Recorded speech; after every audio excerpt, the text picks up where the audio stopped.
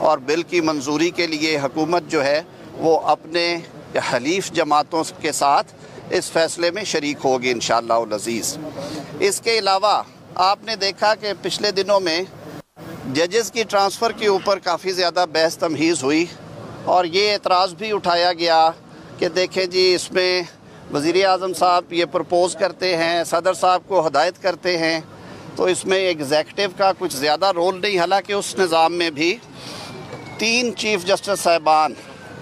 जिस सूबे से जज साहब जा रहे हैं, जिस सूबे में जज साहब ने जाना है, वहाँ की हाई कोर्ट्स के चीफ़ जस्टिस साहिबान और चीफ़ जस्टिस पाकिस्तान की जो कंकरेंस है, कंसल्टेशन है, वो शामिल थी। इस प्रोसेस को मज़ीद ट्रांसपेरेंट करने के लिए तजवीज़ ये किया गया है बिल में कि जो जजेस ट्रांसफ़र है वो जुडिशल कमीशन ऑफ पाकिस्तान के सुपुर्द की जाए और उसमें इजाफ़ा ये किया गया है, बेटा आप ज़रा मौका देंगे, उसमें ये इजाफ़ा किया गया है कि जिस हाई कोर्ट से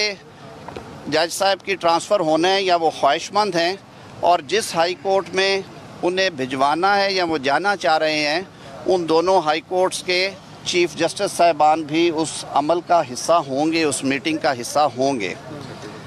इसी तरह आपने देखा कि माजी में खैबर पख्तूनख्वा के जो सेनेट के इलेक्शन हैं वो अदालती कार्रवाइयों और लिटिगेशन की वजह से और कुछ